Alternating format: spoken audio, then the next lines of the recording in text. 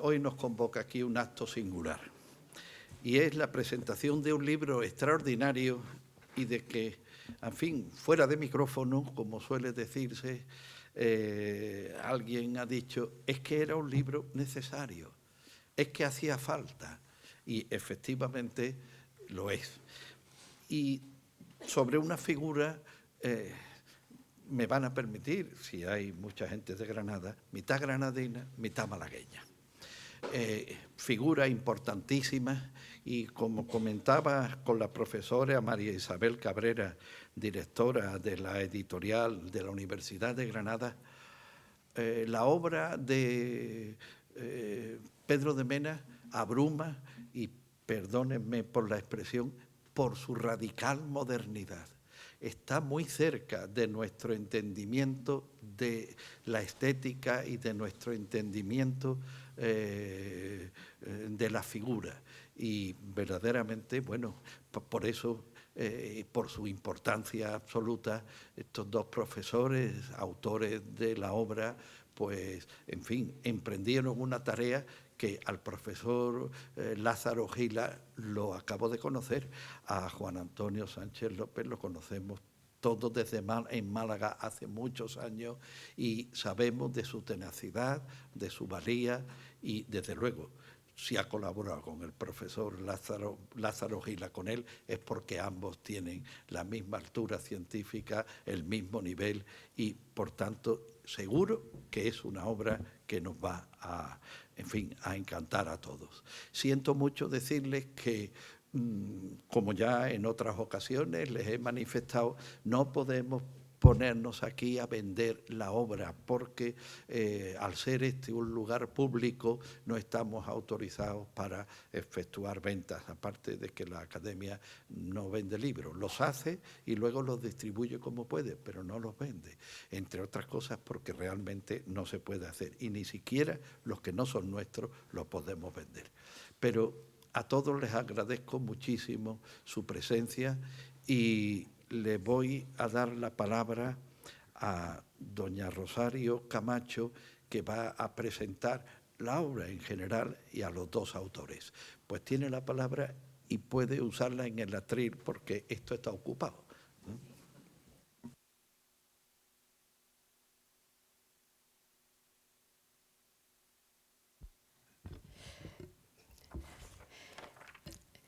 Buenas tardes, señor presidente, profesores, queridos amigos, académicos. Hoy celebramos un acto familiar entre dos ciudades unidas por la figura de Pedro de Mena, un escultor singular del barroco, como le ha llamado Lázaro Gila. Entre granadino y malagueño, por determinadas circunstancias, la vida de Mena se repartió de forma muy ecuánime. 30 años en Granada, nacimiento y formación, y otros 30 en Málaga, donde llevó a cabo importantes obras y tuvo un activo taller. Muy cerca de aquí se conserva la casa taller de Pedro de Mena, donde está el Museo Rebello de Toro, y más cerca aún está la abadía de Santa Ana, de monjas del Císter, que tanto echamos de menos, donde profesaron dos de sus hijas y otra en Granada. Allí también está enterrado Pedro de Mena, después de algún traslado, en lo que participó la Academia, e intervino muy activamente en el último, desde el Santo Cristo al convento. Vivimos mucho esta circunstancia, porque fue nuestro compañero César Olano, ya fallecido, quien se encargó de la obra y el reposo definitivo del escultor. Por otro lado, se reafirma la relación con Málaga, porque quien dio fundamentación histórica a Mena fue don Ricardo de Orueta, malagueño, extraordinario gestor cultural y político. También aspiraba a ser escultor, fue un magnífico historiador del arte y fue director general de Bellas Artes con el Gobierno de la República, y a quien le debemos tanto. Guardián del arte español, dijo Miguel Cabañas. Su legado fue importantísimo. Cita obligada, como indica María Morente, es la Ley de 1933 del Tesoro Artístico Nacional, fundamental para los bienes culturales de España, y no digamos de Málaga. Fue el primero que estudió de modo científico la obra de Mena, quien lo lanzó en su biografía de 1914. Esto trae muchos recuerdos del facsímil que publicamos en 1988 en la colección 2A para celebrar el aniversario de la muerte de Mena. Y además fue académico de honor de esta casa, desgraciadamente por poco tiempo. Y parafraseando el mismo Urueta, lo que me trae aquí, a mí me trae este libro, que yo les enseño y que encontrarán en las librerías, como ha dicho nuestro presidente. Sobre Mena se han realizado desde 1914 diferentes monografías y ahora se presenta esta magnífica, una que hacía falta recogiendo todo. La han elaborado dos catedráticos de Historia del Arte de las universidades de Granada y Málaga, Lázaro Gila Medina, que se encuentra junto a la pantalla, y Juan Antonio Sánchez López, muy conocido en Málaga, evidentemente, no necesita presentación. Dos investigadores y docentes muy brillantes. El libro está realizado con extraordinario rigor académico, como es habitual en ellos. No es una simple puesta al día con la incorporación de nuevos ensayos y documentos, que en todo esto son rigurosísimos. Es sobre todo la forma de presentarlo, las nuevas atribuciones, la revisión iconográfica, el análisis de las exposiciones realizadas sobre el maestro. Y quiero recordar aquí lo del centenario, en 1989, en el coro de la Catedral, de Málaga, junto con el simposio que se celebró en Granada. Y la última, celebrada precisamente en Málaga en 2022, en el Palacio Episcopal y comisariada por José Luis Romero Torres, otro estudioso de la escultura, correspondiente de esta academia, que ha escrito el prólogo y en el que indica que el libro supera todo lo escrito hasta ahora sobre Mena. Y no cuento más, porque eso les toca a ellos. Sí quiero indicar que nos acompaña en primera fila la directora del Servicio de Publicaciones de la Universidad de Granada, María Isabel Cabrera, que es también historiadora del arte, profesora del Departamento de Granada y ahora también es directora de todas las universidades, de todas las editoriales universitarias. Maribel Cabrera es experta en patrimonio y sus líneas de investigación van por otros derroteros más contemporáneos, pero sabe conocer el tema y la calidad del producto. Bueno, pues la Academia de San Telmo se siente muy satisfecha de presentar en nuestra casa este nuevo libro y necesario de Pedro de Mena, el más conocido y valorado del barroco, como dice Gila. Y les damos las gracias a ellos por su visita y porque nos hayan traído este manjar intelectual a compartirlo con la ciudad de Málaga, que tanto siente a Pedro de Mena. Muchas gracias.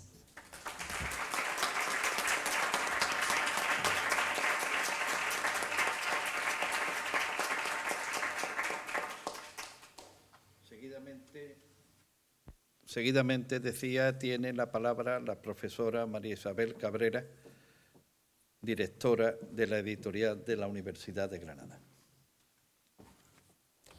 Muchas gracias, señor presidente, señores académicos, señoras y señores. Para mí es un privilegio estar aquí en la sede de la Real Academia de Bellas Artes de San Telmo, por lo que agradezco de corazón la hospitalidad de los académicos, de su presidente. Y bueno, pues una gran alegría siempre para mí también venir a Málaga, porque aunque, como se ha dicho, soy profesora en Granada y dirijo en la actualidad la editorial de la Universidad de Granada, tengo un poquito de mi corazón aquí en Málaga, porque mis dos hijos nacieron en Málaga. Entonces, bueno, he vivido, porque mi marido estuvo también, él es malagueño y estuvo también un tiempo trabajando, y yo pues a caballo entre Granada y Málaga. Y bueno, pues precisamente el presentar una obra como esta, para mí, una monografía en la que están representadas las dos ciudades, Granada y Málaga, en la que, bueno, pues estos dos grandes especialistas, el profesor Sánchez López y el profesor Lázaro Gila, pues son los coautores, y además de un artista que para mí, desde, bueno, es una de mis debilidades, lo he dicho también, desde que era estudiante, aunque yo me dedique más al mundo contemporáneo, siempre me gustó la Edad Moderna y bueno, dentro del ámbito de la pintura y la escultura del barroco, y en este caso de la escultura, pues Pedro de Mena, desde jovencita, desde mi época de estudiante, pues era para mí uno de los artistas predilectos. De manera que, bueno, pues coinciden y se unen hoy aquí pues muchas circunstancias para que sea un día muy feliz y me pueda sentir realmente pues muy satisfecha de que este libro, esta importantísima obra, como ya se verá, y además fundamental en la historiografía de la escultura española reciente, que nace en la colección Arte y Arqueología, una de las colecciones de la editorial también con más trayectoria y más prestigio, también avalada por un sello de calidad de la Agencia Nacional de Evaluación Española. Cuando Lázaro Gila llegó a proponerme el proyecto, desde luego no lo dudé por el personaje que me venía a ofrecer. Y bueno, con ello también ganaba, ¿no? Aunque bueno, pues formaba parte también del catálogo de la editorial, pues otro gran especialista, el profesor Sánchez López, al incorporarlo en esta monografía. El profesor Lázaro Gila ha colaborado y tiene pues una gran cantidad de obras en la editorial de la Universidad de Granada, desde bueno, pues aquella obra sobre la arquitectura religiosa en la Baja Edad Media, en Baeza y Úbeda, ¿no?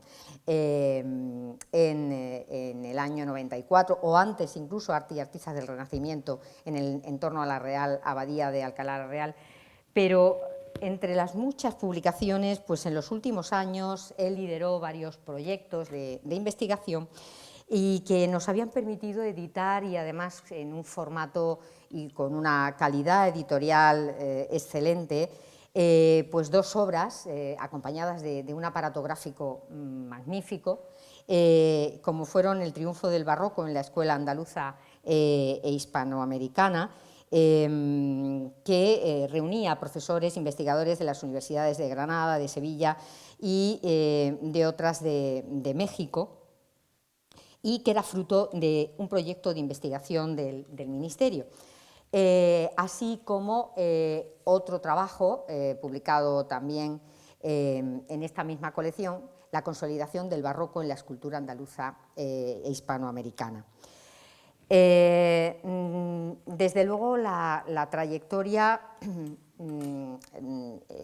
la historiografía más reciente y en las actividades artísticas a lo largo del siglo XX y de un tiempo a esta parte, pues ha querido poner de relieve y proyectar mucho más a nivel internacional, nacional e internacional sobre todo, pues a esta figura de nuestra escultura barroca, al gran Pedro de Mena y Medrano, que, bueno, pues gracias a una serie de exposiciones, y la profesora Rosario Camacho acaba de mencionar esa exposición en el coro de la Catedral de Málaga, pero también otras exposiciones a nivel internacional, como la celebrada en la Galería Nacional de Londres en 2010, titulada Lo sagrado hecho realidad, pintura y escultura española 1600-1700, luego llevada a Washington y por último también a Valladolid, o la exposición también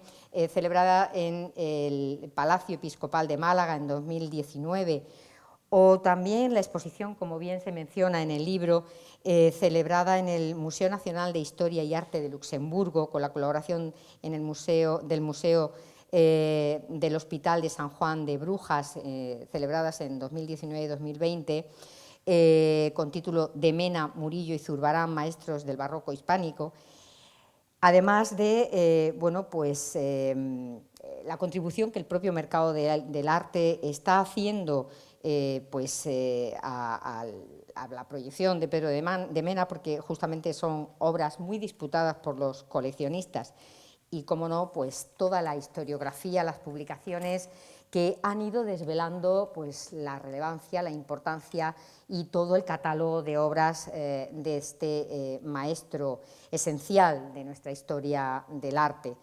Como se menciona en el libro, y ahora se hablará, desde que ya Antonio Palomino pues, le dedicara a Pedro de Mena pues, un espacio en su volumen El Barnazo español pintoresco y laureado, pasando por Juan Agustín Ceán Bermúdez, y centrándonos un poquito más, y quería acordarme y mencionar pues, algunos nombres de esa historiografía más local, sobre todo también granadina, por tirar un poquito hacia la editorial, que se recoge, información que se recoge en este redondo y completísimo libro, como dicen, es fundamental, ¿no?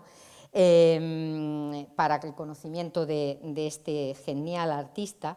Pues como decía, quería mencionar pues, la aportación a esa historiografía sobre el maestro de pues uno de los pioneros también, ¿no? en el estudio en la investigación de la historia artística de Granada, y nacional, como fue Manuel Gómez Moreno González, que ya en su Guía de Granada pues, daba a conocer numerosas obras del maestro, Guía de Granada que tenemos reeditada en la editorial.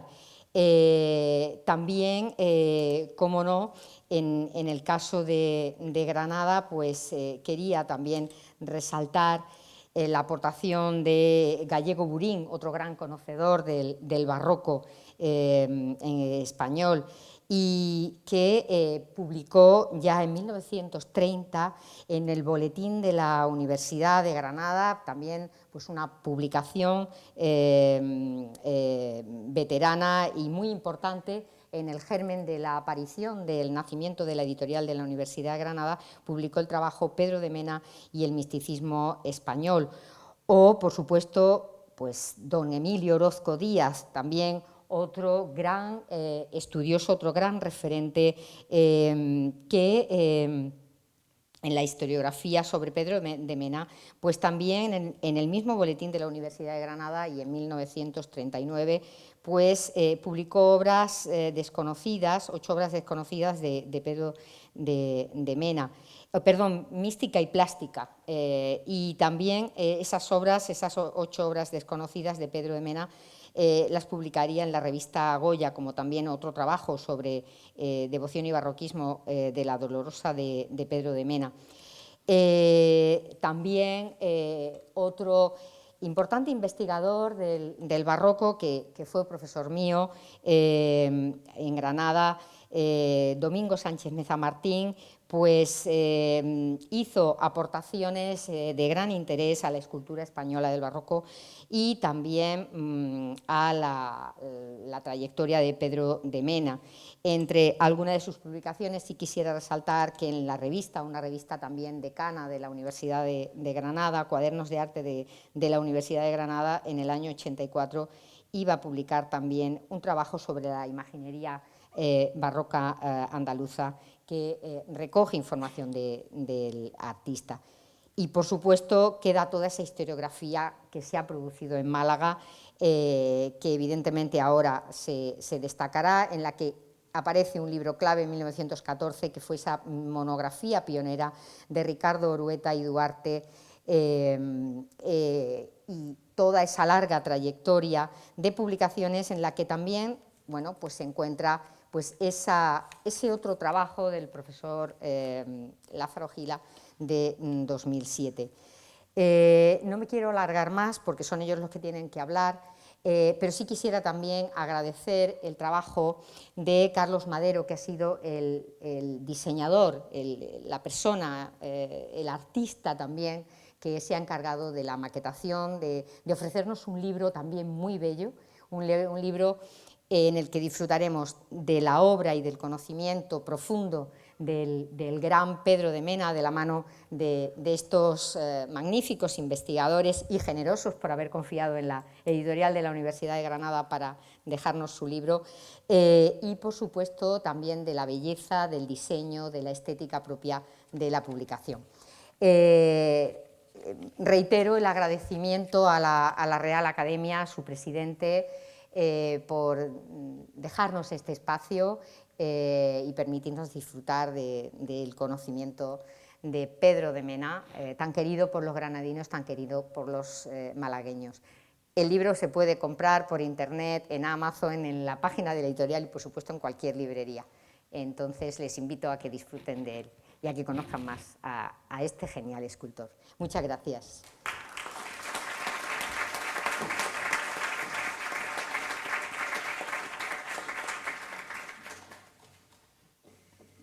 Tiene la palabra don Lázaro Gila Medina para hacer su presentación del libro. Bueno, pues, buenas tardes. Muchas gracias, señor presidente, señora vicepresidenta.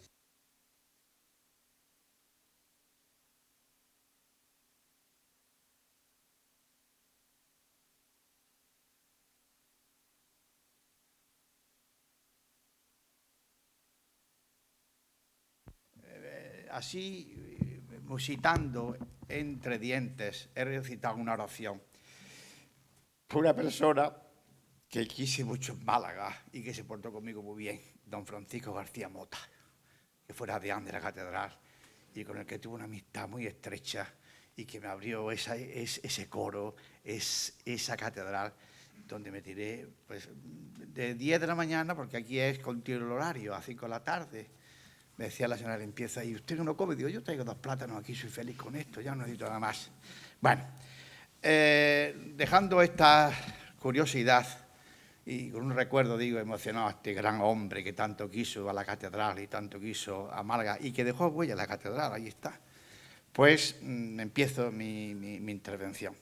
No hay duda que Pedro de Mena es el más universal de las culturas españolas, no hay duda ninguna. Eso se puede comprobar mediante la historiografía. La historiografía de Mena, bien directa o indirecta, es amplísima. Vamos a ver alguna de ellas, ven ustedes. Bueno, aquí pongo una especie de esquema de la exposición. Este sería el índice del libro, que es lo que el libro en total consta de, excepto el prólogo, que es de don José Romero Torres, la introducción y una breve introducción a la escultura en Granada en el 17, que son mías. A partir ya del cuarto es la biografía y luego ya el estudio de la obra de Mena, pero aquí hemos tomado de mutuo acuerdo, el profesor Sánchez Lopillo, pues la mejor forma de estudiar es a través de las iconografías, porque Mena es singular, Mena es único, Mena es único. Bueno, pues vean ustedes el primer libro, del libro de que ya se habla mucho, de Urueta, el catálogo de la exposición del 89, magnífica, la acta del Congreso. Aquí tenemos, a ver si aquí, este es un catálogo muy simpático y muy raro. Es el Museo Nacional de Cultura de Valladolid, también hizo una exposición a Mena en 1989, con motivo del centenario de su muerte, ¿verdad? Es decir, que hemos hecho un salto porque evidentemente la producción, la bibliografía es muy exacta, es muy amplia. Sin embargo, yo quiero, aquí hay un librito, este librito es anterior al de Urueta, es de 1910, es de un tal Lasso de la Vega, ustedes lo conocerán mejor que yo. Es un libro muy raro, yo lo encontré, lo compré, creo que no hay, en la Biblioteca Nacional si hay un ejemplar y yo conozco este que yo tengo. Como ven ustedes, es la primera intento de hacer un inventario de las obras de Mena en Málaga, de 1910. Yo calculo que lo tuvo que conocer don Ricardo Urueta. No lo menciona en su libro, yo en eso ya no he ni salgo. Pero es un libro muy interesante, muy interesante. Luego, pues el librito que yo publiqué el año 2007 y luego una obra fundamental, porque esta obra, la exposición que se hizo en Londres el año 2010, Lo Sagrado Hecho Realidad, donde Mena tuvo una presencia tremenda. Realmente Mena ya era conocidísimo, no hay duda ninguna, pero ya esa fue el que llevó a Mena a los países del norte de Europa y al mundo, es decir, al mundo anglosajón y al mundo de América del Norte, porque luego estuvo en Washington y luego, por último, en Valladolid. Luego ya, pues, en esta síntesis de historiografía, nos vamos ahora a este librito que hizo mi compañero cuando se cerró el Cister, este libro de 2015, que es un librito muy bonito, muy bien hecho, sobre los bienes que tenían las religiosas del Cister, de Pedro de Mena. Y luego ya nos vamos a la gran obra. Yo hablaba anoche con el profesor Meno Torres, que le tengo un afecto tremendo. Yo le decía, mira, yo le decía, cuando hice la exposición, te tengo envidia, sana envidia. Eso es la solución de mi vida. A mí no me parece sobre Pedro de Mena, porque yo he dedicado a Mena, pues quizás 20 años. La has hecho tú, bendito sea Dios. Esa exposición fue única.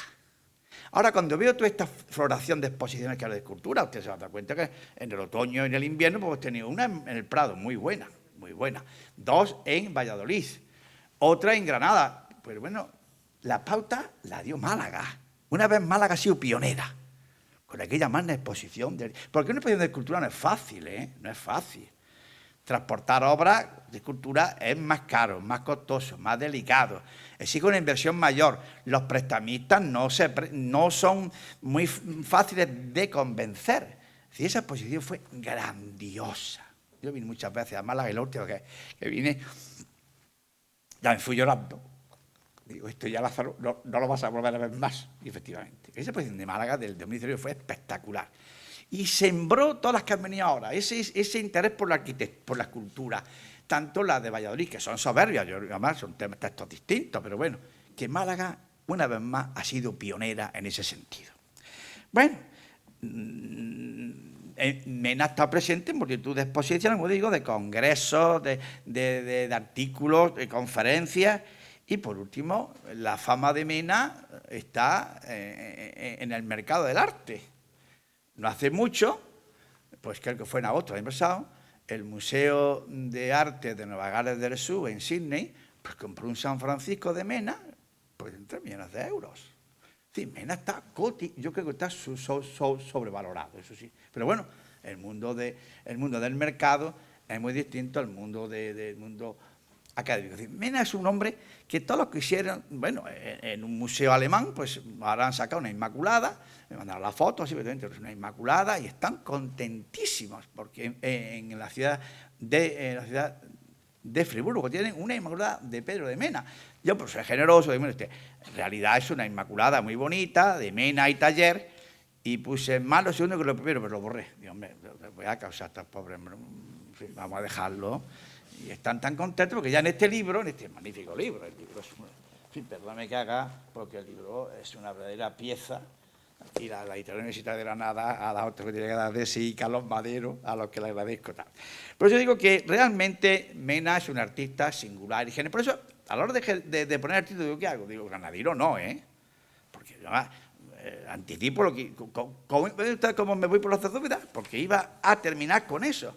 Mena viene a Granada en un momento de su vida muy triste, porque él, en 1758, había tenido un conflicto con el Cabildo de la Capilla Real. El Cabildo de la Capilla Real le había encargado un busto de Ceomo para un supuesto clavo de la Cruz de Cristo, a precio cerrado, 600 reales. Pero estaba hecho, Mena, que era muy perrillero, dice que no, que va a subir, que tiene que ser a tasación, porque va a tener pérdida. Y Velarde dice, pues muy bien, trae usted la imagen, nombramos un tasador, usted otro, y si llegan a un acuerdo bien, si no, un tercero. Pasa el tiempo, y uno de los caballeros reales informa que lo había vendido a amigos. Y entonces le escribe una carta a Mena diciendo, le pide perdón, que le va a hacer uno por el mismo precio y mejor. Y los Velarde le responden, no queremos nada de usted ni de balde.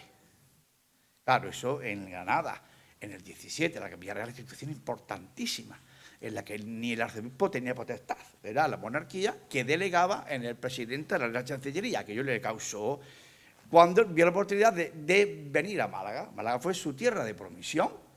Viene y triunfa con el coro magnífico coro. Luego, asesorado por Cano, porque era muy inteligente, muy hábil, va a Madrid. Y allí pues conoce las colecciones reales, conoce la obra de Cano, hace amistades con artistas y se replantea cuál va a ser su futuro al volver de Madrid. Entonces, pues, se va a plantear pues, un taller muy singular, con obras de pequeño formato o de mediano formato, con temas propios de la religiosidad popular, la Inmaculada, Santa Teresa, la Magdalena. Él no va a trabajar para las cofradías trabajar para la cofradía si paga un comitente con money, si no, no, ¿eh? Porque las cofradías pagan tarde, mal y encima poco. Es decir, es un hombre que orienta su vida, además muy hábilmente creó una red en España de agentes comerciales, en Madrid, en Lucena, en Granada, que eran los que le hacían los encargos. Normalmente era un pintor, que él hacía la imagen en blanco y luego el agente comercial se la policromaba. Pues, ¿cuántos encargos le vinieron desde Madrid? Pues, a través del agente comercial. Tuvo amistad con grandes personajes, con el obispo de Córdoba, además casi todos hijos naturales de Felipe IV. El obispo de Málaga, el obispo de Cuenca, ¿verdad? Hombre, el más importante, que fue el de Felipe IV, el más importante. Fue virrey de Juan José de Austria. Bueno, que murió el famoso alcalde Ronquillo de Córdoba, hacía amistades, algunas muy interesadas. El obispo de Málaga tenía cuidado de que no lo usara, guardaba las distancias porque, claro, era muy hábil, muy hábil. Por ejemplo, le doy un ejemplo, él tenía casa, pero sin embargo, él vivía de alquiler. Y las casas, cuando la alquilaba era a un rédito a un plazo muy corto para que no se perpetuara el alquiler mucho tiempo. Era comerciante de seda, que venía de raíces de Granada. Abastecía de cera a muchas iglesias. Y tenía esclavos que los cristianizaba y luego los vendía y le ganaba la plusvalía. Así que era inteligente. Ahora, era un hombre profundamente creyente, sí. Claro, era profundamente creyente. Y a lo que yo quería llegar es decir, que vine aquí en un momento muy triste de su vida, y aquí triunfa. Y entonces, la prueba está de que él se va a sentir malagueño. La Magdalena de las emociones de la escultura de Valladolid, que es una obra, la primera que hace después de volver de Madrid, en 1664, firma Feci Petru de Mena, Granatensi, Malacitano. Ya no pondrá nunca más Granatensi. Ya, Petru de Mena, Feci, Malacitanos, malagueño. Ya no pondrá nunca más. Y es realmente porque aquí triunfó en todos los sentidos. Entonces, yo digo, sé dónde se nace, pero va donde se pase, y además con donde él triunfó. Bueno, pues en su vida, como digo, hay dos grandes etapas. Una granadina de 30 años, él nace en 1628 y se va a Málaga, se viene a Málaga en 1658. La segunda etapa es la etapa malagueña, que a su vez yo la subdivido en dos etapas.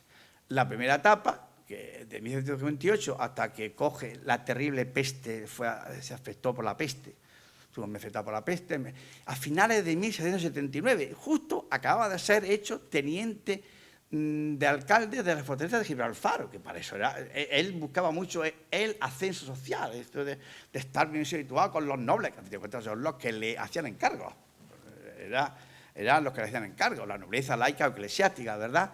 Pues nada más que hacer el teniente, que era ya para él la máxima aspiración, coge la enfermedad, la famosa peste, que salió adelante gracias a San Juan de Dios, como es muy devoto, pero le dejó grandes reliquias. En el verano unas hemorragias nasales que a veces le salía sangre hasta por los oídos. Entonces, esa primera época, la época granadina, pues iría desde 1628 que nace hasta 1658 que se viene a Granada. Y a su vez yo la divido en dos etapas. La primera sería la que está con el padre, en fin, los comienzos, hasta 1652 que va Cano a Granada, el gran Cano, ¿verdad? El incomprendido Cano. Yo digo que su desgracia es el granaíno. Sí, se lo digo, sí, su desgracia de Cano es el granaíno, un artista tan fecundo que es escultor, arquitecto, pintor, diseñador. Bueno, pues ¿qué vamos a hacer? Así son los granaínos, ¿qué vamos a hacer? O somos todos. Bueno, yo soy de Jaén, ¿eh? Pero en fin, llevo ya en Granada casi 60 años. Por eso soy objetivo cuando digo, Mena se siente malagueño. Pues lo digo porque yo no soy de Granada, ni soy de Málaga, soy jaenense, como me he dedicado muchos años a él, pues lo digo con toda la objetividad posible. Bueno, Cano vuelve a Granada y él se acerca a Cano con mucha astucia, sabiendo lo que puede aprender, como un dócil aprendiz, como un dócil compañero, y fue una etapa fecundísima, fecundísima. Cano en 1657 tiene que irse a Madrid, ustedes el problema con el cabildo de la Catedral de Granada, que lo echaron del cabildo, cosa absurda, porque lo había nombrado el rey, y no podía quitarlo, era el rey, pero bueno, al final el rey le dice, tiene usted que admitirlo y pagarle desde que lo echaron. Y dirán los canónigos, este cabildo obedecerá, más no por ser de justicia, sino por obedecer a su majestad. Hay que ver siempre la cura por encima, ¿verdad? Siempre por encima. Bueno, aprendió muchísimo. Entonces, aquí tenemos, yo traigo aquí 3 obras de su primera época, un niño Jesús, que además que es nuevo, este lo descubrí hace poco en una parroquia de un pueblo de Málaga, el San Pedro solemne, majestuoso, hierático, del convento de la Capuchina, y una obra impresionante. Es un maniquí, pero usted la fuerza, la energía que tiene ese magnífico Elías que está levantando su espada, ¿verdad? Y que forma parte de la catedral. Cano le va a llevar a una corriente clasicista. Cano es el enamorado de la belleza, es el hombre del clasicismo, de la elegancia. Y aquí tenemos, precisamente hoy, ahora mismo se está subastando esta pintura, en la subasta Valleu, que es ahora en Madrid.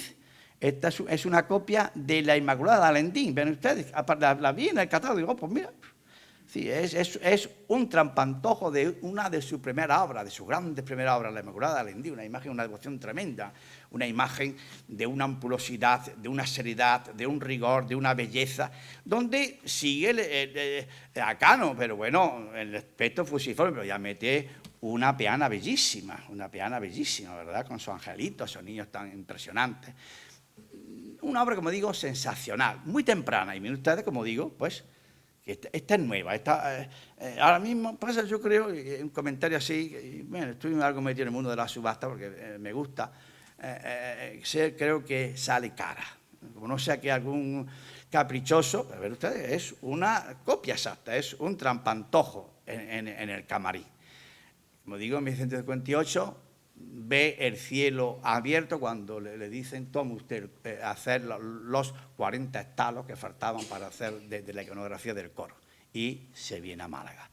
En Málaga el coro, aunque él tenía un contrato de 2 años, sin embargo, tarda 2 más, no pasa nada. Estaban todos tan contentos y felices. El coro fue algo impactante en Málaga, porque ahora es que de una calidad sorprendente. El coro, la imaginería del coro, además, ven ustedes cómo mena, ven ustedes San Juanito, qué elegante, qué clasicista, qué cosa más bella, un joven, y ven ustedes ya este obispo, creo que es San Isidoro, qué ironía, qué irónico, qué realista, qué naturalista, parece que hasta se está riendo de nosotros, ¿verdad?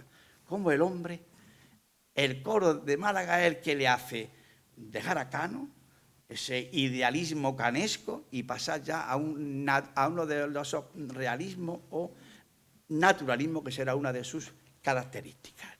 Una vez que acaba el coro, como digo, decide ir a Madrid, por muchas razones, y allí va a hacer el famoso San Francisco, claro.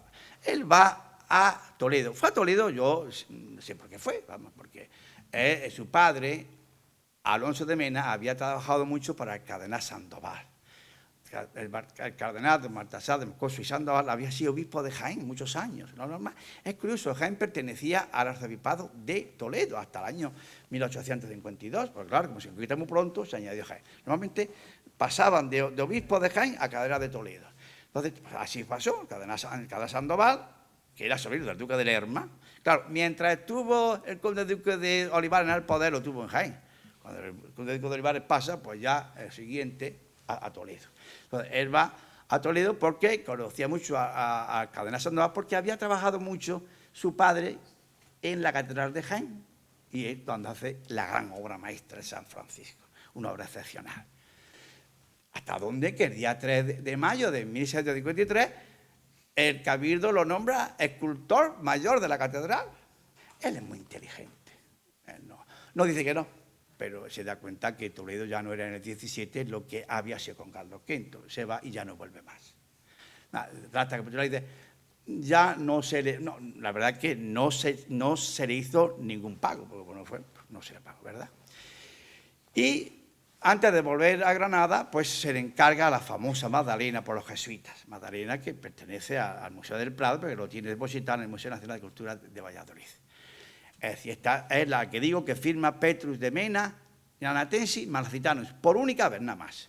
Bueno, pues entramos en su etapa malagueña, una vez que ha hecho el coro, su viaje a Madrid y su primera etapa malagueña, que se acaba en el 79, donde él va creando una serie de tipos de San Francisco, la Magdalena, la Inmaculada, sobre todo, temas que eran muy solicitados por la Iglesia del momento. Aquí tenemos una que a mí me da mucha emoción, que esta Inmaculada haya vuelto a Málaga, porque yo la busqué, estaba en la época de la República, estaba en una colección particular de Valencia, y se perdió. Luego ya supe que estuvo en Mallorca, que pasó a Francia y que afortunadamente pues ahora está en una colección particular malagueña, que es una pieza donde Mena marca el modelo de Inmaculada. Este es el modelo que más o menos, con más o menos matices, claro, en función de... también tiene muy importancia quien paga, eso es muy importante, era muy lindo. Por ejemplo, los bustos que hay en Budia, los bustos de Pedro de Mena son impresionantes. Pues se los encarga un señor de Budia, un pueblo de Guadalajara, que era alférez con Carlos II, para la Virgen del Peral, que era la patrona de su pueblo, y la devoción lo encarga. Y no se los paga, sino que le da 600 horas de propina. Pues se esmeró, claro que se esmeró. Eso es natural. Es decir, el nombre... Bueno, pues es el modelo de Inmaculada, donde sigue el modelo de Carlos, pero ya tiene su sello personal. La siguiente, la que hay en la iglesia de Murcia, de San Nicolás, las dos están fechadas, en 1674, la primera, la que está por fortuna de nuevo, está en Málaga, y la que está en el museo, la que está en la iglesia de San Nicolás de Murcia. Siguiendo con ese esquema, hemos visto la Inmaculada, es decir, luego vamos a la Sagrada Familia. Aquí tenemos una de las obras más admirables, esta Virgen con el niño, esa Virgen de Belén, esa Virgen que está como toda madre, se despierta por la noche y va a ver a su hijo. Qué gracioso el niño, ¿verdad? Reclinado, ¿verdad? Qué dulzura, qué encanto. Si esto ya nos recuerda a la Roldana, esos niños tan preciosos, tan entrañables, ¿verdad?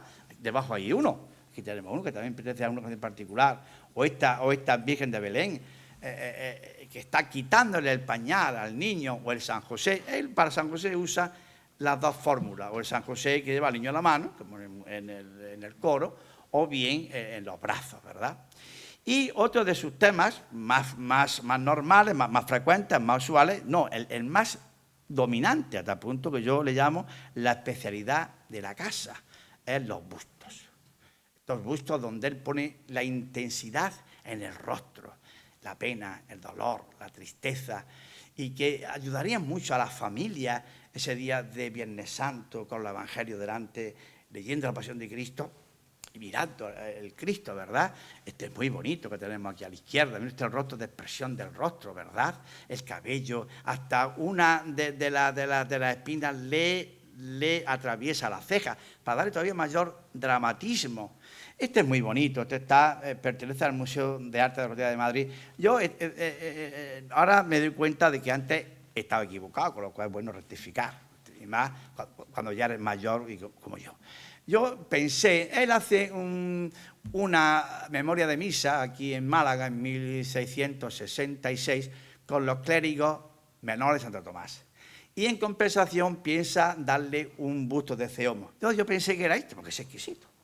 Sin embargo, ahora ya que me he enterado la procedencia, este procede del convento de las Carboneras de Madrid, es decir, del convento de las Jerónimas. Esta es una obra que le encargan en su etapa madrileña, ¿verdad?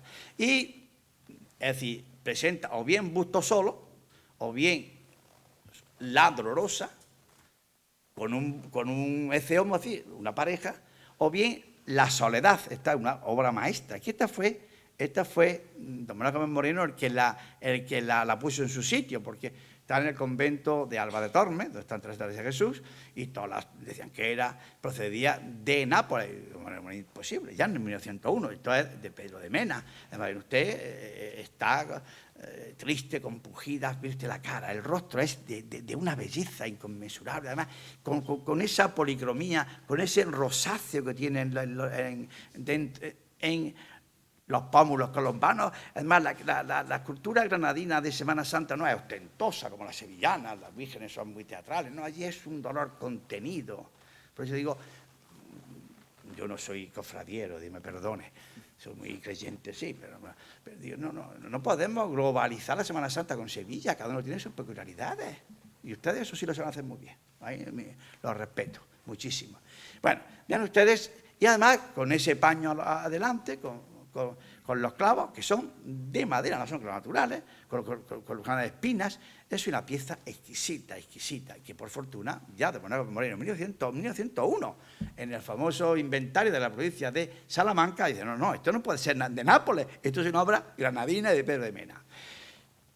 Seguimos con los bustos, estas son dos parejas impresionantes para mí. Por capricho especial, la que más, esta pareja me parece impresionante. La que tenemos al lado es la que son bustos largos, o el busto largo, que es a partir de las caderas, o el busto medio, a partir de los brazos, o el busto corto, nada más que el cuello y la cabeza. Este es el que he dicho que está en Budia, en Guadalajara, que es impresionante. Pero este, que por fortuna ahora ya sabe dónde está, perteneció a las mercedarias de Madrid, de don Juan de Alarcón. En el año 40 tuvieron que las pobres venderlas, porque hacer obras no dijeron la verdad, que se había pedido la guerra, claro, ese es el saco, hasta que ya se ha encontrado que lo compró un empresario de Bilbao, que tuvo una colección impresionante, don Félix Hernández, que al final de sus días se lo dejó a los salesianos de Deusto. Bueno, pues hace unos años va a hacer el Museo de Bilbao una exposición intentando reformar aquella colección de este gran empresario. Ahora estaba mucha dispersa, los hijos no habían venido, pues bueno, y me mandaron, digo, que si era de Juan Pascual de Mena, digo, no, Juan Pascual de Mena, es de Pedro de Mena. Además de lo bueno, miren ustedes, es la Virgen, qué cosa más exquisita. Y el Cristo es impresionante. Además está completo, la caña, el manto, la soga, la corona de espinas. Es una obra, además está filmada en Málaga, 1673.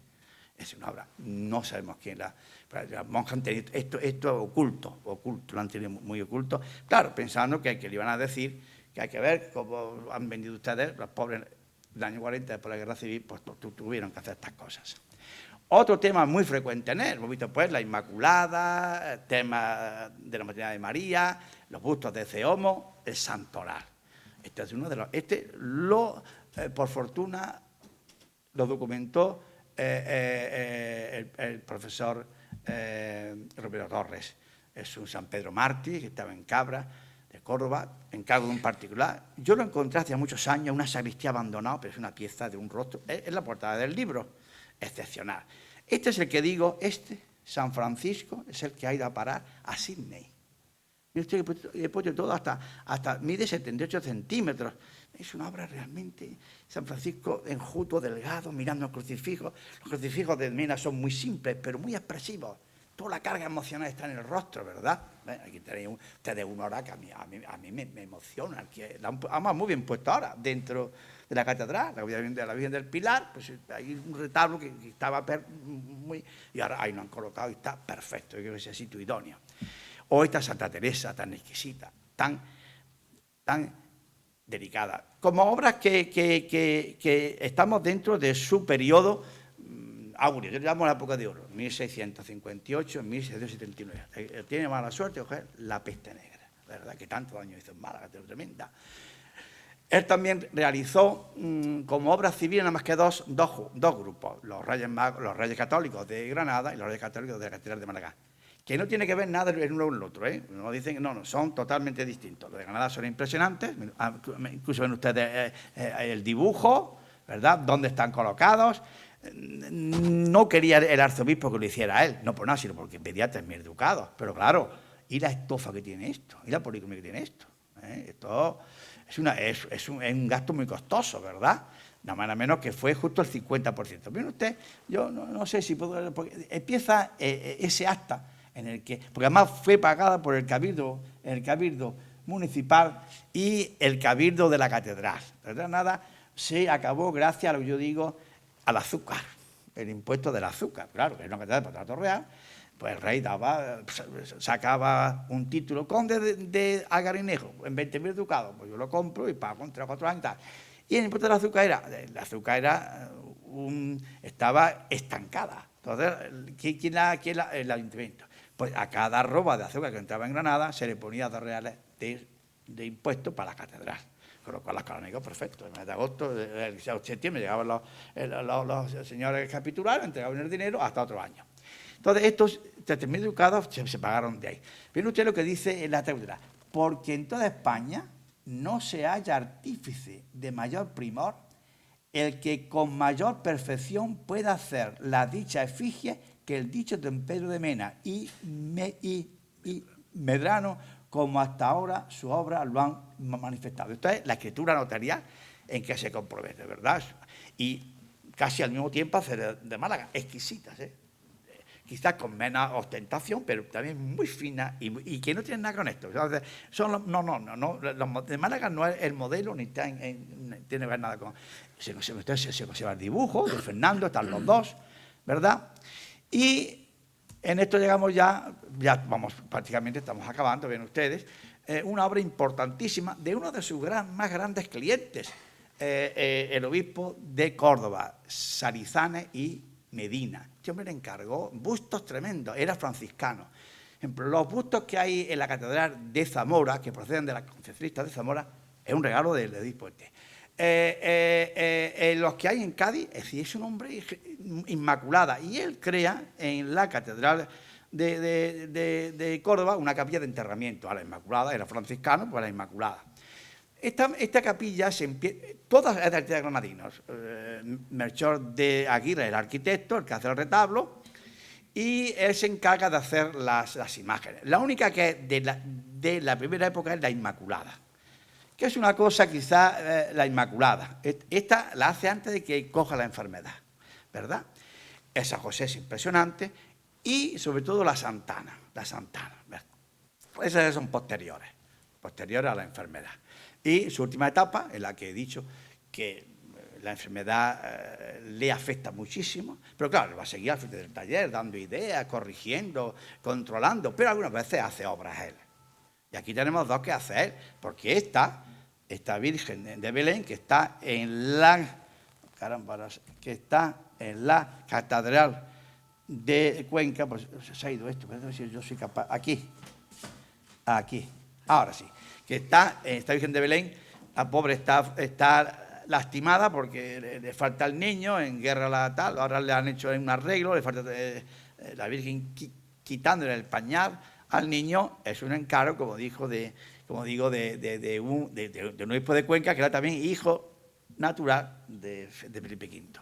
Y estas dos últimas son impresionantes, de 1686, ya casi el borde de la muerte. La Inmaculada es impresionante, porque es una gran noble de Madrid, doña Josefa Monteser, el que se la encarga, tanto la Inmaculada, miren ustedes qué cosa más bonita. Se dice que, está sobre una media luna, ahí no falta esfera ninguna. Se ha dicho que es la esfera, no, es que él detrás de la media luna pone una gran barra de hierro y eso es todavía más barroca, más inestable, ¿verdad? Está en el convento de las Carmelitas de Santa Teresa de Madrid, y el San José, que es exquisito. San José sigue el modelo de la catedral de Málaga, el coro, lleva al niño en la mano, sin embargo, es una talla exquisita, un pelo... Ahora que se ha restauró, lo restauró la Comunidad de Madrid, por una exposición que hizo hace unos años, ha quedado una obra exquisita. Y quiero terminar con esta frase tan bonita, que como me gusta mucho la música, y leo todo lo que puedo, esta frase de Stravinsky, yo la leí, digo esto, Stravinsky estaba pensando ya en Mena. Dice, los maestros que sobrepasan con su grandeza al resto de sus contemporáneos, proyectan más allá de su presente el resplandor de su genio. Y eso es Mena, el hombre que se adelantó a su época y que trazó un camino por el que han andado muchos después de él. Un gran genio, granadino, malagueño, pues yo creo que él, al final de sus días, se sentía malagueño. Muchas gracias.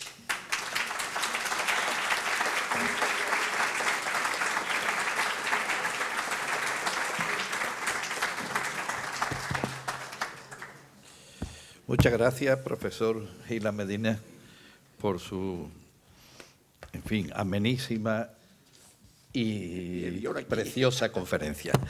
Y el profesor Juan Antonio Sánchez López, don Juan Antonio Sánchez López, nuestra amistad hace que lo tutee, tiene la palabra. Bien, buenas tardes. Yo, antes que nada, pues por supuesto quiero agradecer a la Real Academia de Bellas Artes de San Telmo el que una vez más pues se haya hecho eco pues del deseo de contar con su casa pues para poder celebrar un acontecimiento cultural, creo que de primer nivel, como es la presentación de este libro dedicado a un artista al que con justicia, con total justicia, esta Real Academia está vinculada históricamente. De manera especial, si me lo permiten, por supuesto a nuestro querido presidente, don José Manuel Cabra, y como no puede ser de otra manera, a nuestra vicepresidenta y grandísima maestra, la doctora Rosario Camacho Martínez, que, digamos, como siempre, pues han sabido pues entender nuestro deseo de celebrar también este acto, que es académico, cultural, insisto, de primer nivel en esta ciudad. También, por supuesto, como no puede ser de otra manera, la doctora Maribel Cabrera, pues por la inquietud a la hora de recibir este hermoso proyecto y efectivamente con esa cadena y esa secuencia de grandes publicaciones que hacen que la editorial de la Universidad de Granada, con total merecimiento y justicia, ocupe un lugar, podríamos decir, no ya privilegiado, sino de punta de diamante en el contexto de la industria editorial española. Por supuesto, a ustedes por su presencia. Siempre es una gran alegría cuando se celebra un acto, que efectivamente este acto pueda ser compartido por el mayor número de personas que sea posible. Y si me lo permiten también desde el punto de vista personal, yo quiero agradecer, como no puede ser de otra manera, al coautor de este libro, al doctor Lázaro Gila Medina, que es uno de los grandes historiadores del arte de Andalucía, el que me haya permitido pues tener el honor de compartir con él, como se suele decir ese símil, el cartel y también la hechura, también un término muy relacionado con la escultura de esta obra. Es decir, hay que tener en cuenta que precisamente cuando uno tiene la oportunidad, la satisfacción, el honor y el placer de trabajar con un historiador como el profesor Lázaro Gila, pues es algo que yo siempre suelo decirle al alumnado. Precisamente estamos hablando de un historiador que trabaja, que, digamos, difunde las grandes herramientas de la historia del arte, como es la investigación. Es decir, la historia del arte como disciplina científica que es, no se basa en suposiciones, no se basa en relatos novelescos, no se basa en la ciencia ficción, no se basa, podríamos decir, en la especulación, sino se basa evidentemente en la taxonomía del objeto, evidentemente por un lado, pero también por las evidencias que solamente nos pueden transmitir los testimonios documentales pues para poder obtener pues conclusiones, digamos la demostración de hipótesis y tesis, y digamos en tesis y luego conclusiones irrefutables. Y fíjense que aquí en este sentido también nuevamente Málaga y Granada se unen, porque además de esa inmensa labor, insisto, a la que yo también quiero aprovechar para testimoniar mi público reconocimiento a la labor del profesor Lázaro Gila, también en Málaga saben ustedes que contamos con una tradición historiográfica en esa misma línea del rigor documental como base para la construcción científica de la historia del arte. Por supuesto, y estando en la sede de la Real Academia de Bellas Artes de San Telmo, es obligado recordar una vez más y agradecer una vez más al insigne investigador agustino, el padre Andrés Jordén Simón, haber, digamos, ofrecido los cimientos, que justo es decir, yo digo siempre que en Málaga tenemos la inmensa fortuna de precisamente de que con esa cantera creada inicialmente con el padre Andrés Jordén, también por supuesto con la inmensa figura de Ricardo de Orueta, pues la historia de la escultura, digamos, haya crecido, haya florecido, pues digamos de una manera tremendamente poderosa. Y con una fortaleza de la que dan testimonio en los trabajos, precisamente también lo ha mencionado el profesor Gila, del doctor José Luis Romero Torres, modestamente de quien les habla, y que, ojo, también tiene proyección de futuro en la trayectoria investigadora de otra serie de autores, entre los cuales pues, destaca en esta última generación de estudiosos de la escultura malagueña del barroco el doctor Sergio Ramírez, es decir, profesor titular en el Departamento de Historia del Arte de la Universidad de Málaga.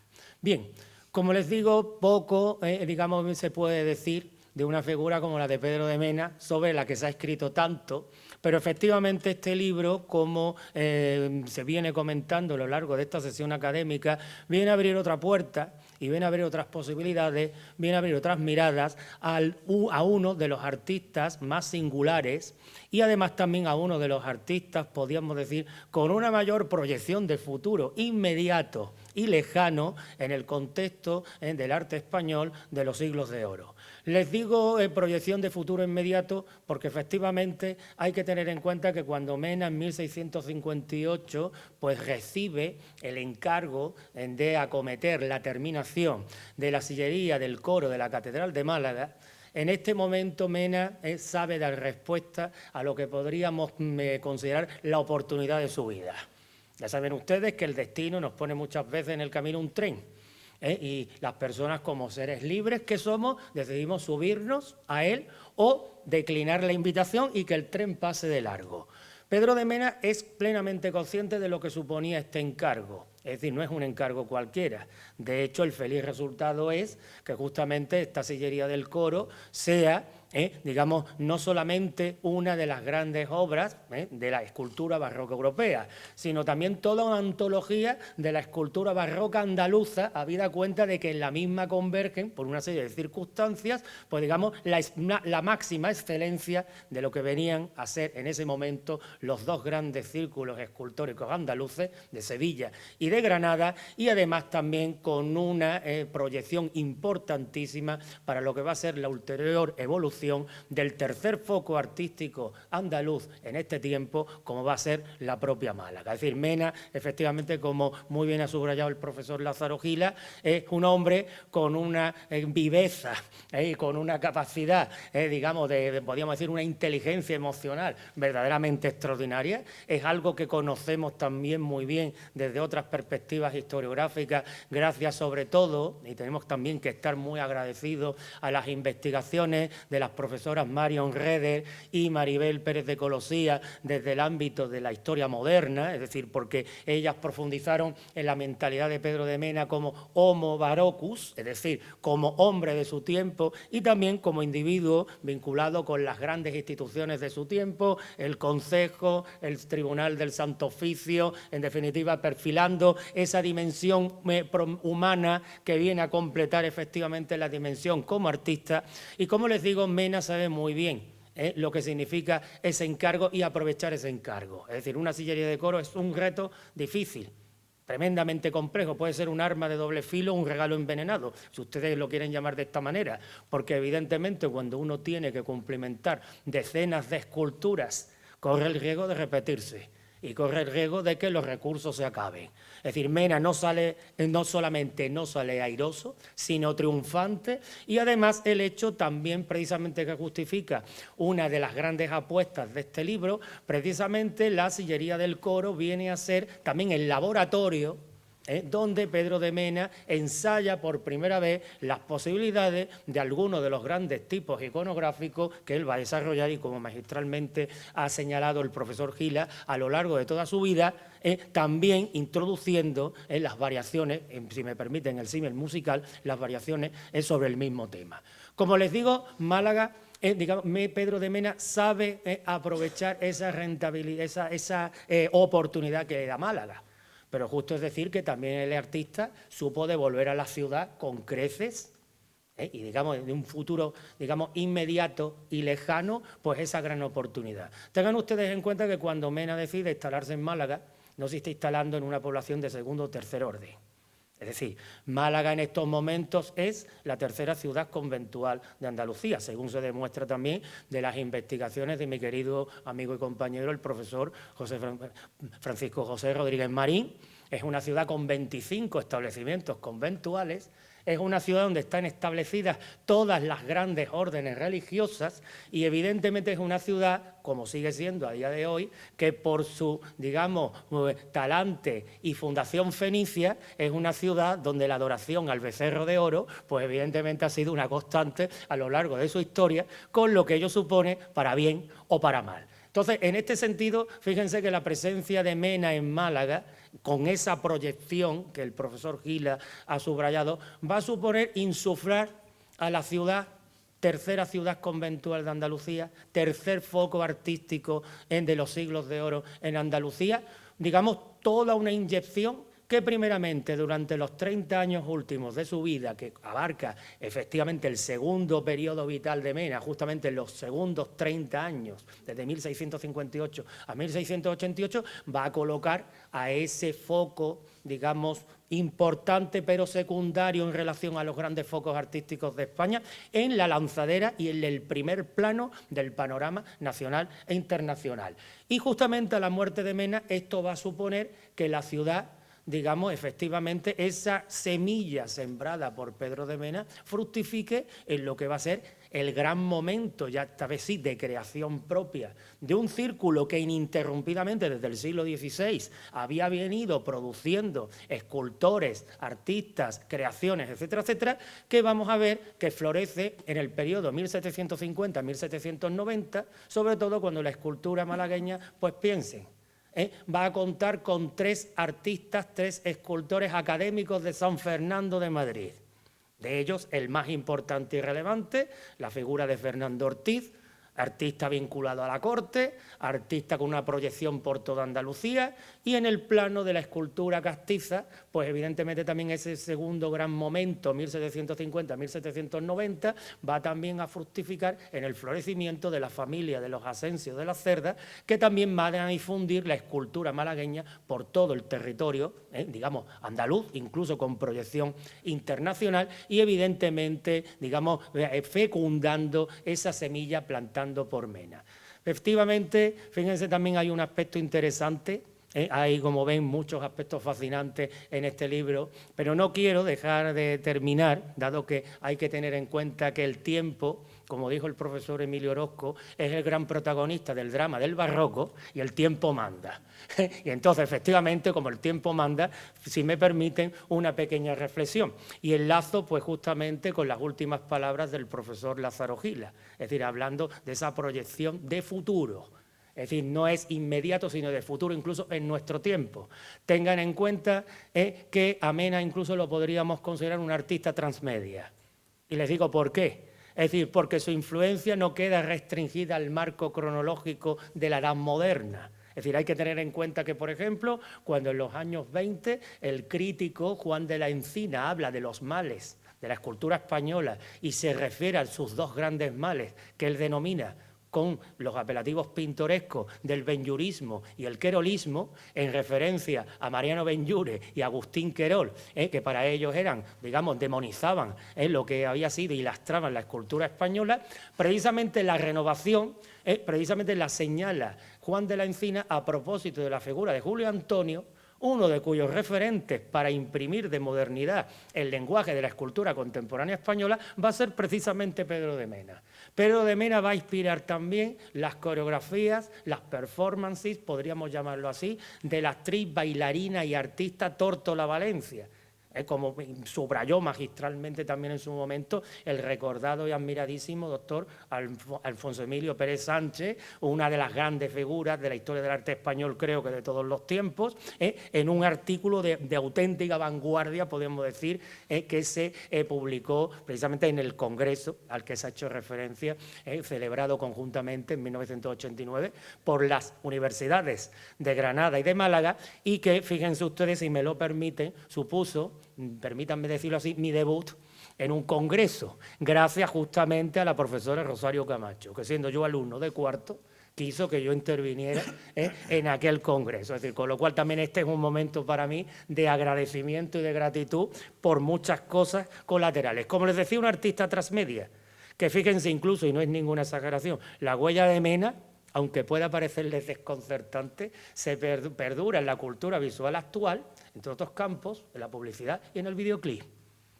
Es Es decir, sobre todo algo particularmente importante cuando estamos hablando de un mundo globalizado, donde la obra de Mena evidentemente ya no cruza fronteras físicas, sino cruza fronteras virtuales y evidentemente por esa modernidad que efectivamente a la cual hacía referencia el profesor Lázaro Gila, pues hace que sea un artista atemporal. Es decir, que lo ubiquemos cronológicamente en el barroco, en los siglos de oro en España, pero que evidentemente es un artista atemporal porque su influencia sigue y seguirá, pues si me lo permiten, parafraseándolo de esta manera, por los siglos de los siglos. Amén. En fin, yo de nuevo quiero agradecerles a ustedes su, digamos, su asistencia, por supuesto de nuevo a la Academia de San Telmo, al profesor Lázaro Gila por haber querido contar conmigo para colaborar con este hermoso proyecto y en definitiva, pues bueno, yo espero que ustedes tengan la oportunidad de disfrutar del libro y que redescubran a este nuevo Mena, que es el de siempre, pero con muchas cosas y nuevas perspectivas que hemos, modestamente, creo que hemos logrado abrir a través de este libro. Muchísimas gracias. Muy bonito, muy bien, muy bien, muy bien.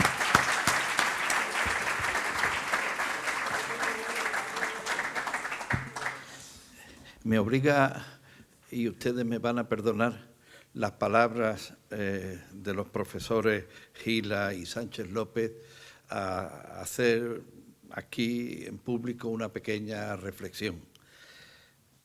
En el escudo de Málaga hay una frase que la distingue de manera digna de ser resaltada. La primera, en el peligro de la libertad.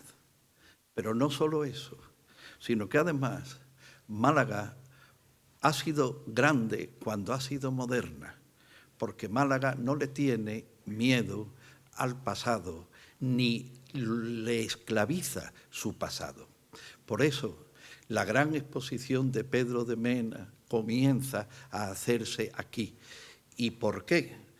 Pues porque, como han dicho los dos autores del libro que hoy presentamos, la modernidad de la obra de Mena está aún absolutamente vigente. Permítanme dos puntos de reflexión. Una, viendo, no es la primera vez que lo pienso así, viendo los trajes, cómo caen los hábitos de la Magdalena o viendo obras de Mena, me recuerdan, o mejor dicho, creo que él lo tuvo que haber estudiado, la obra de Giacomo Manzù, cuando hace a sus cardenales o a sus papas con una rigurosidad y una limpieza de caída en los lienzos maravillosas. Algo así me lo ha evocado. Y también otra cuestión.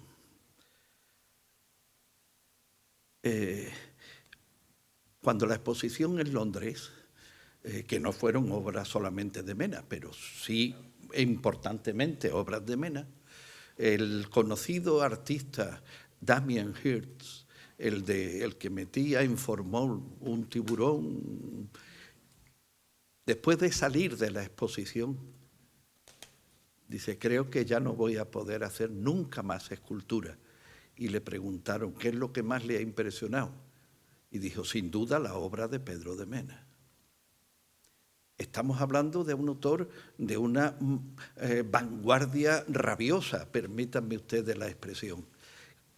Había atravesado el tiempo. Esta obra ya hace mucho tiempo, desde que su origen había atravesado el tiempo. La pasión que el profesor Gila ha puesto en su intervención, su amor por la belleza, ha logrado transmitirnosla. Muchas gracias, profesor.